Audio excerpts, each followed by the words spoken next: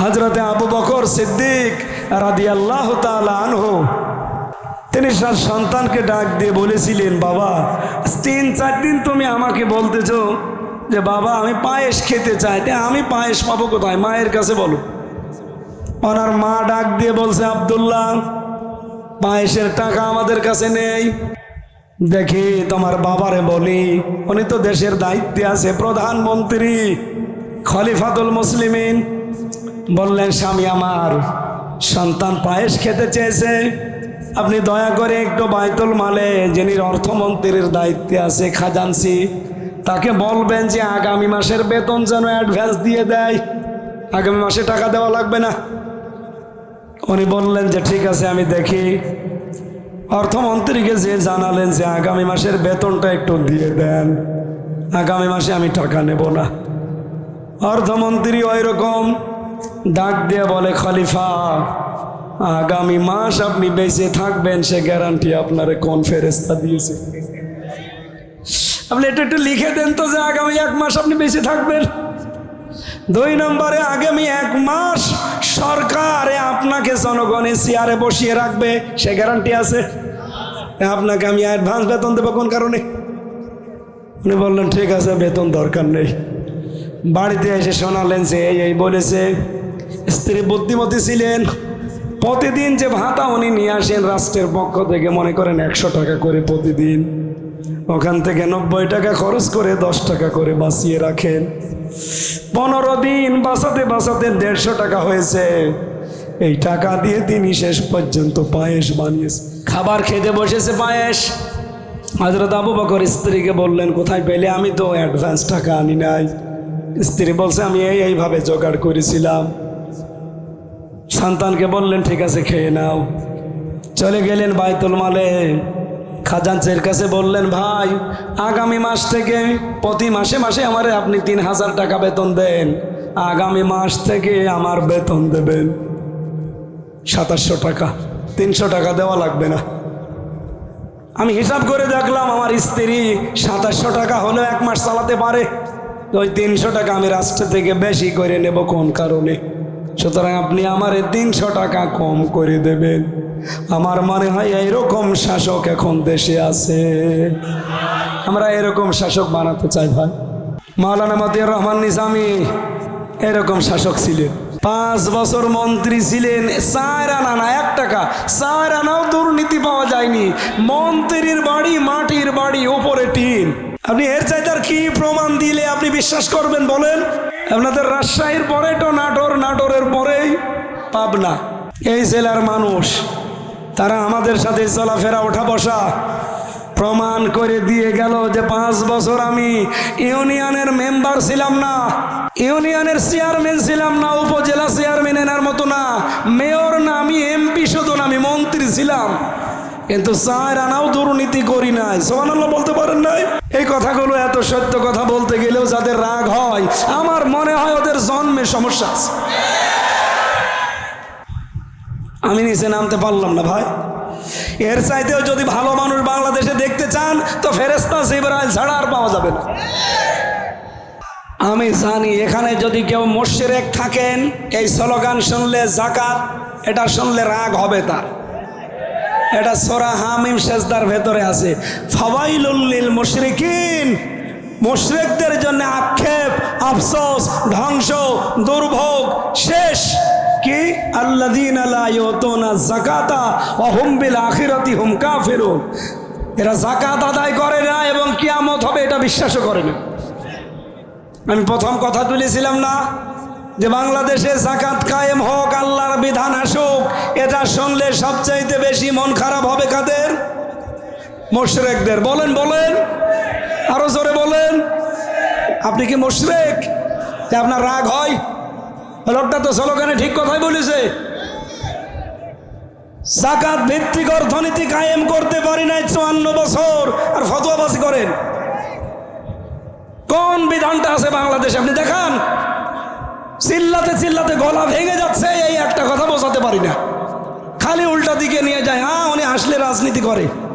শয়তান রাজনীতি না করলে এ যাকাত কিয়ামত পর্যন্ত সংসদে যাবে? মাথা সাফ করা লাগবে। যাকাত এবার সংসদে নিয়ে যাবো ইনশাআল্লাহ। এর পক্ষে আছেন কারা দেখে? লিল্লাহি তাকবীর। দেখেন তো হাত তোলেনি কে? দেখেন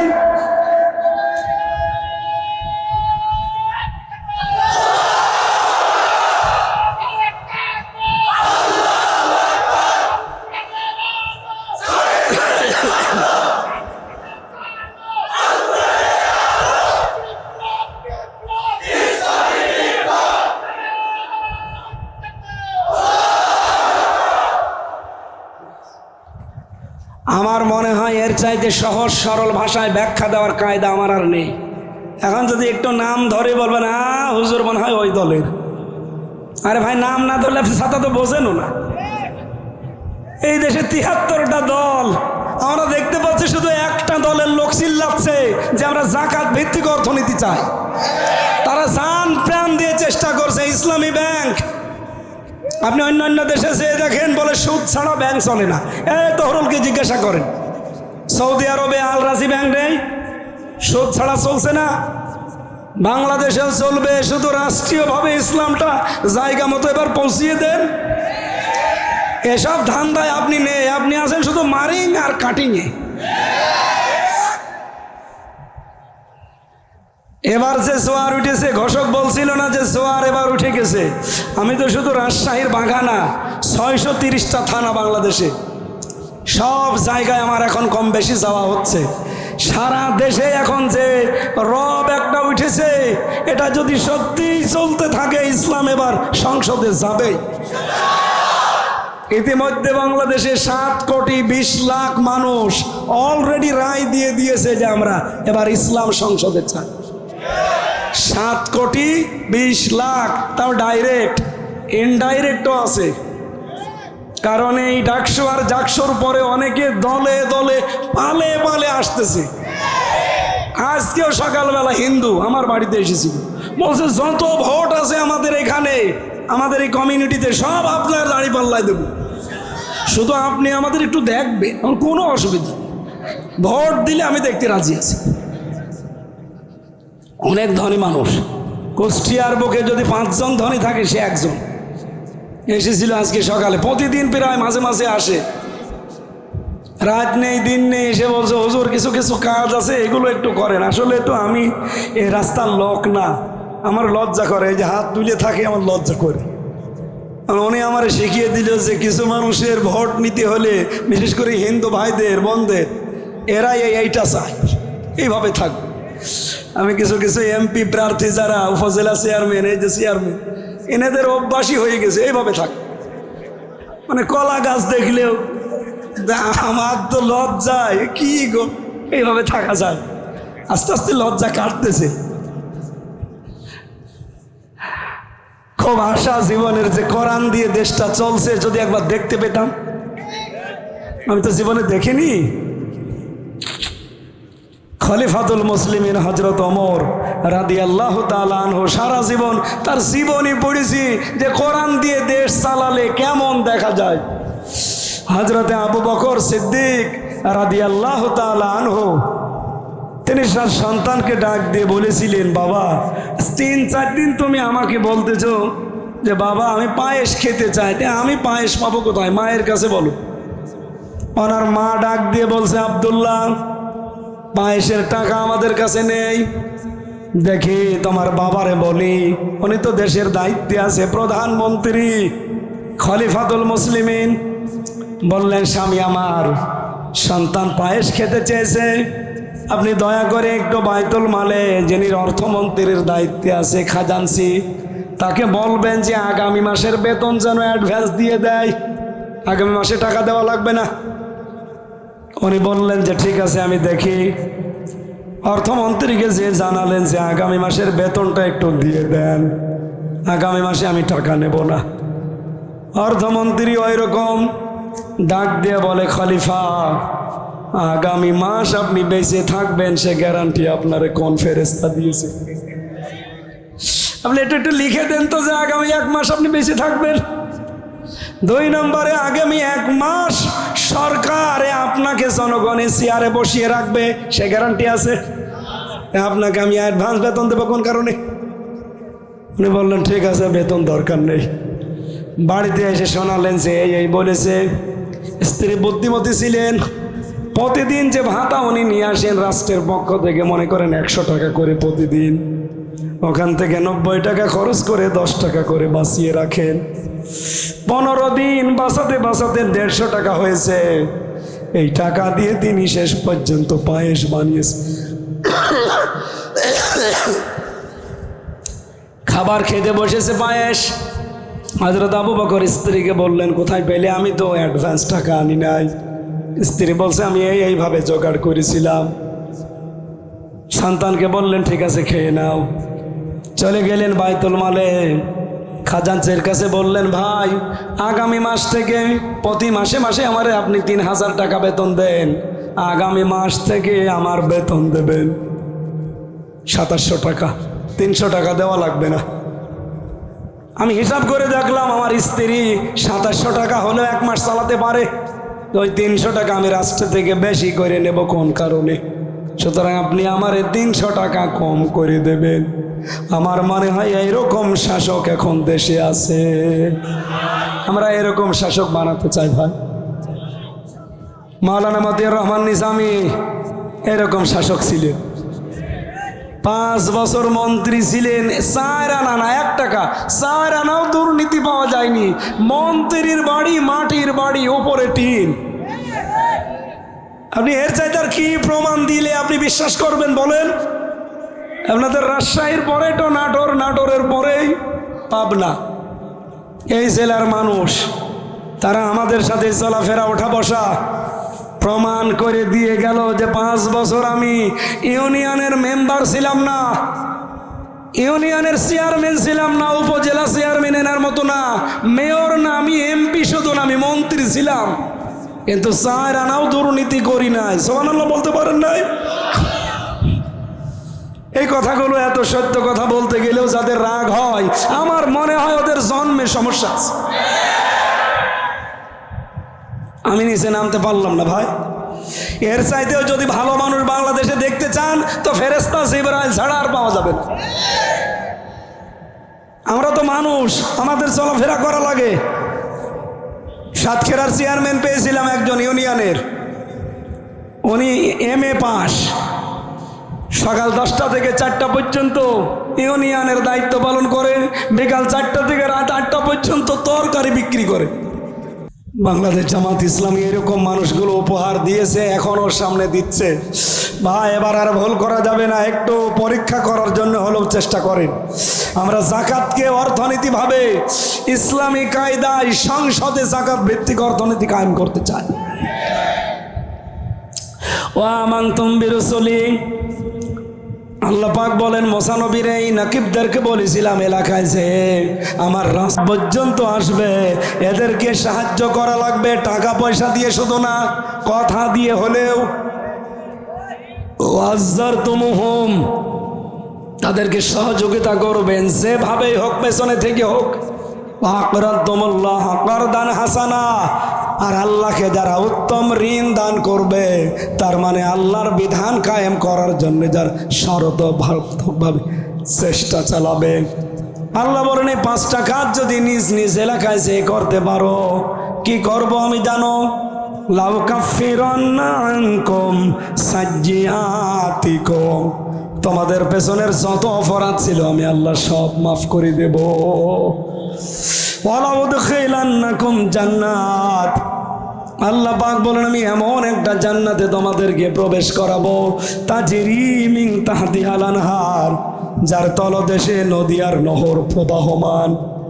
ফামান কাফারা বাদা যালিকা মিনকুম, আমার বক্তব্য শোনার পরেও যদি কেউ আবার টান করে, মন উল্টা করে, এবার টান করে পেছন ফিরে চলে যায়, ফাকাদ দাল্লা সাওয়া সাবিল, ওই স্পষ্ট বিভ্রান্তির ভেতরে চলে গেল। এই ঘোষণাকার আমি তো শুধু অ্যাডভার্টাইজ করলাম আপনাদের সামনে। আপনি আরো বিস্তারিত দেখতে চাইলে সূরা মায়দার 12 নম্বর আয়াতটা বাড়ি যায় ইবনে কাসির ফি জিলালিল কোরআন তাফসীর আকারে একটু মিলিয়ে দেখেন, আপনার জীবনও পরিবর্তন হতে বাধ্য ইনশাআল্লাহ। আমি জেলে থাকাকালীন কয়েকটা বই একটু টাচ দিয়েছিলাম, বিশেষ করে মেয়েদের জীবনের উপর। পারিবারিক জীবনে এমন মানুষ এখানে নেই যে কম বেশি গণ্ডগোল নেই। 100 জনের 99 জন পরিবারে আজ ঝামেলা গণ্ডগোল লেগেই আছে। এটা কি করে মিটাতে হয় সেই পদ্ধতিগুলো আমি লিখেছিলাম। রাজশাহীর তাজিব সেন্টার মাওলানা আলী আহমদ আখন্দ এখানে আছে না, উনি ওখান থেকে ছাপায় এই বইটা। আমার গাড়িতে কয়েক পিস আছে। আপনার স্ত্রীর জন্যে, মেয়ের জন্যে, মায়ের জন্যে নিয়ে যাবেন। এটা পড়াবেন তাদেরকে। মেয়ে বিয়ে দেওয়ার আগে এটা পড়াবেন, অন্তত জামাইয়ের সাথে সে গণ্ডগোল করবে না। নিজের স্ত্রী যাদের অবাধ্য আছে এই বইটা পড়াবেন।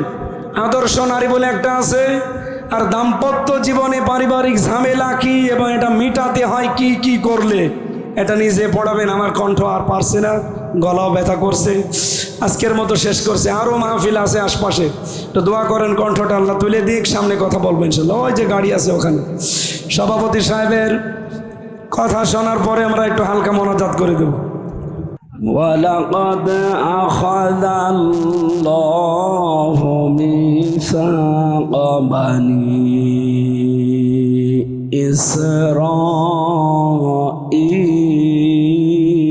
إِسْرَائِيلَ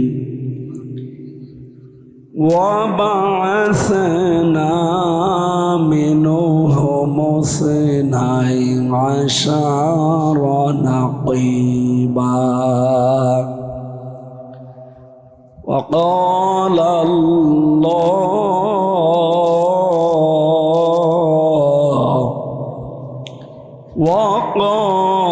الله إني معكم صدقت يا ربنا. عن أبي هريرة رضي الله تعالى عنه قال قال النبي صلى الله عليه وسلم لا يؤمن أحدكم حتى أكون أحب إليه من والده وولده والناس أجمعين. رواه مسلم. وما زادهم إلا إيمانا وتسليما. اللهم صل على محمد وآله وصحبه وبارك وسلم. আলহামদুলিল্লাহ।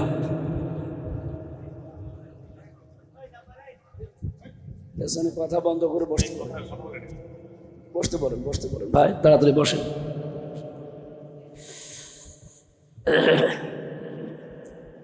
রাজশাহী জেলার বাঘা থানার অন্তর্গত পারসাউতা বিনোদপুর উচ্চ বিদ্যালয় ময়দানে দারুন নাজাত হাফিজিয়া মাদ্রাসার উদ্যোগে তাফসীরুল কোরআন মাহফিলের স্বনামধন্য সভাপতি, সাবেক চেয়ারম্যান উপজেলা পরিষদ বাঘা রাজশাহী আলেমে দ্বীন আলহাজ মাওলানা জিন্নাত আলী দামাত বারকাতুহুমুল আলিয়া, এ মাহফিলের সার্বিক ব্যবস্থাপনায় যিনি আছেন আপনাদের এলাকার সন্তান বিশিষ্ট আলেমে দ্বীন আলহাজ মাওলানা তহরুল ইসলাম। আলোচনা রাখলেন মাওলানা হোসাইন মাহফুজ চুয়াডাঙ্গা, মাওলানা হাবিবুর রহমান, বিশেষ অতিথিবৃন্দ, অনেকগুলো মানুষের নাম দিয়েছেন আপনারা। মঞ্চে বসা ওলামা একরাম, সামনে বসা মুসলমান ভাইরা, পর্দার আড়ালের সম্মানিতা মা এবং বোনেরা, প্রশাসনের ভাইরা, প্রাণ প্রিয় বাঘাবাসী। আজকে রান করা বেশি হয়ে গেছে। কোথায় টেকনাফ থেকে একবারে গিয়েছি সেই লালমনিরহাট, ওখান থেকে কুষ্টিয়া, ওখান থেকে এখানে। আমি হিসাব করে দেখলাম প্রায় সব মিলিয়ে কালকে আর আজকে দিয়ে 2000 কিলোমিটার রান চলছে। দেশের যে রাস্তাঘাটের অবস্থা, এই গাড়ি নিয়ে 2000 কিলোমিটার যাওয়া কত কঠিন বলেন তো। এরপরও আপনারা শুনছিলেন বাংলাদেশ জামাত ইসলামী থেকে আমাকে নমিনি বানিয়েছে, যদিও এই বিষয়ে আমি কিচ্ছু জানতাম না। দায়িত্ব মাথার উপরে চাপিয়ে দিয়ে মানে আলাদা একটা যে কোনো একটা লাইনে থাকলে তো হয়। এই রাত জাগা শরীরের পরে দিনের বেলায় 4টা 5টা 6টা করে অনুষ্ঠান, সকাল থেকে একেবারে মাগরিব পর্যন্ত। আমি মাগরিবের নামাজ পড়ি, এরপরে বের হয়েছি। আপনাদের এখানে বাঘা একটা মসজিদ আছে না, নাম করা মসজিদ, অনেক পুরাতন। কয় টাকার নোটের ওপরে যেন এটা আছে, 50 টাকা।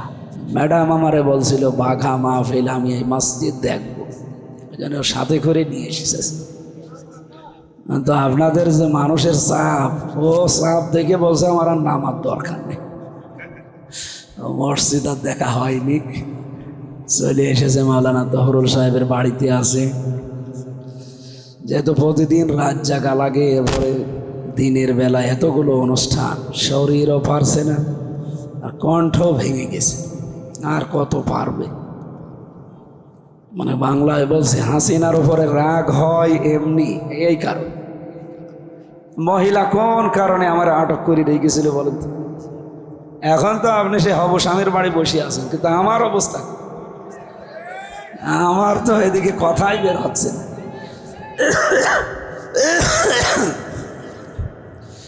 দোয়া চাচ্ছি এবং নিজেও দোয়া করছি, আল্লাহ যেন অন্তত 1-1.5 ঘন্টার জন্য আমার কণ্ঠটা একটু ছেড়ে দেন। কারণ আমার এই কণ্ঠের উপরে ক্ষমতা আছে কার? উনি যদি ইচ্ছা করে আমারে ভাঙ্গা কণ্ঠ দিয়েও কথা বলাতে পারবে না ইনশাআল্লাহ। আমরা যে আলেমদের মর্যাদা কামনা করছি, কারণ পৃথিবীতে আলেম বলা হয় ইমাম ইবনে তাইমিয়া রহমতুল্লাহ আলাইহের